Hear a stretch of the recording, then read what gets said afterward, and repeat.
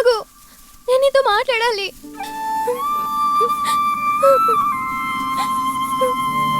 మా నాన్నగారు చాలా మంచివారు, ఎప్పుడు ఎవరికి ఏ ద్రోహం చేయలేదు.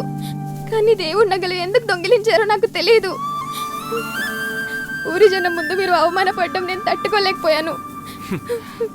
చచ్చిన శవాన్ని కాకులు తింటే ఏంటి, గద్దలు తింటే ఏంటి, దానికి ఏమైనా తెలుస్తుందా? చెయ్యని తప్పుని మీరు ఎందుకు ఒప్పుకున్నారు? మాలాంటి వాళ్ళకి చెడ్డ పేరు వస్తే అది మాతోనే పోతుంది.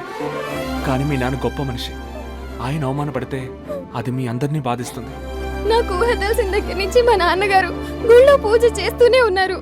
ఆయన చాలా మందికి చాలా సహాయాలు చేశారు. కానీ ఆయనకి బంధువులు గాని మిత్రులు గాని ఎవ్వరూ సహాయం చేయలేదు. తెలిసిన వాళ్ళే తప్పుకున్నప్పుడు మాకు అవమానం జరగకూడదని మీరెందుకు అనుకున్నారు? ఎవరితోనైనా చెప్పుకుని ఏడవాలనుంది, నేనెవరితో చెప్పుకోను.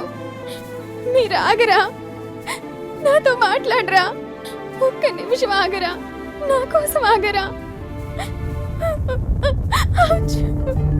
నా కాళ్ళు కాలుతున్నాయి, నా కాళ్ళు కాలుతున్నాయి.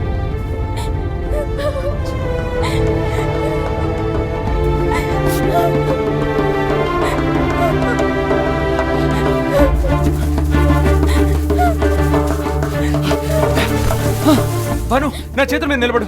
వద్దు. అయ్యో, నేను చెప్పేది విను భాను, నా చేతుల మీద నిలబడు. నాతో మాట్లాడతానని చెప్పు. సరే, మాట్లాడతాను. నాతో ఎప్పుడు మాట్లాడతానని చెప్పు. ఎప్పుడు మాట్లాడుతూనే ఉంటాను, నేను చెప్పింది చెయ్యి. నేనంటే ఇష్టమని చెప్పు.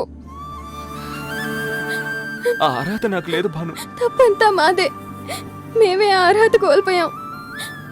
నేనంటే ఇష్టమేనని చెప్పు. నువ్వంటే నాకు చాలా ఇష్టం భాను, ఎప్పటికీ నువ్వంటే నాకు ఇష్టం.